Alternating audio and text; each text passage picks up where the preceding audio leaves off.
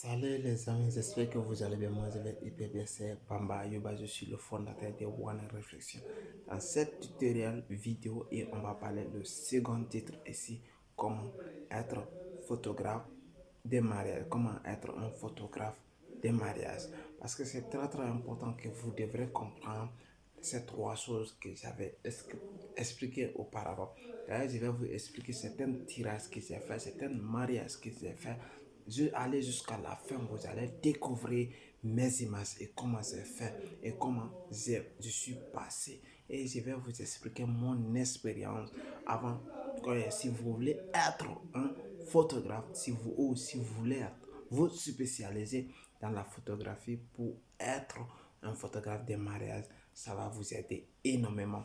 Parce que c'est très important que vous devrez comprendre que être un photographe de mariage, c'est être quelque chose qui est très spécial parce que le mariage, c'est quelque chose qui est unique, qui est si spécial parce que c'est pas tout le photographe qui peut être photographe de mariage parce que ça dépend de la qualité, ça dépend de ton appareil, ça dépend de ta professionnalité.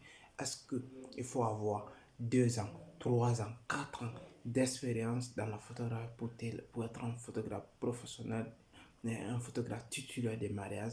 Ça dépend.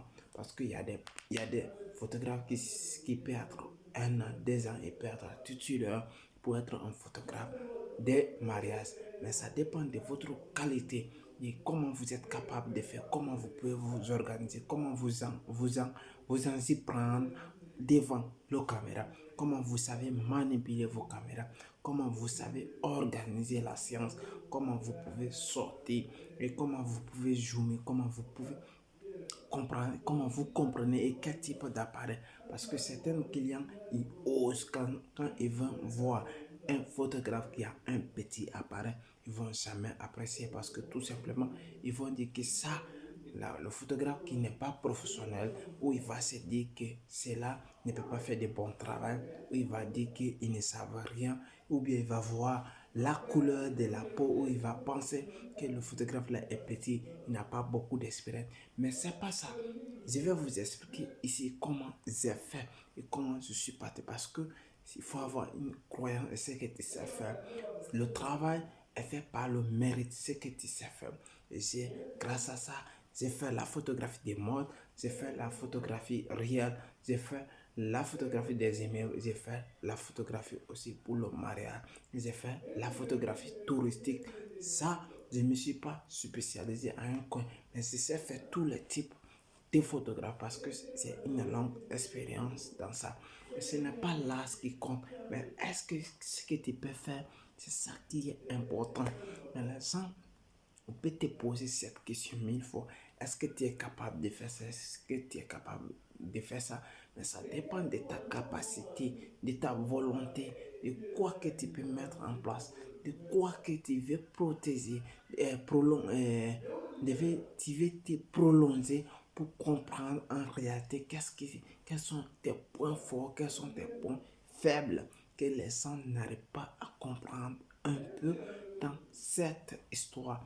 Parce qu'il faut que vous compreniez un peu qu'est-ce que tu aimes. C'est ça qui est important. Quand vous prenez un appareil, vous décidez. Parce que tout simplement, il y a certains mariages qui sont très compliqués. Parce que si il y a il y a 3 4 photographes, c'est très compliqué. Parce que si vous n'avez pas un bon appareil ou bien vous ne savez pas faire très bien le travail, vous allez faire un petit malheur. Tout simplement, vous allez copier ton collègue ou bien vous allez copier une autre personne. Mais pour éviter ça, vous allez avoir, voici les 3 choses que je vais vous dire ici que vous devrez être prêt avant d'aller dans un mariage. Première des choses, vous devrez avoir un appareil professionnel. Là, c'est la base, c'est très important, c'est basique. Vous devrez avoir un appareil professionnel.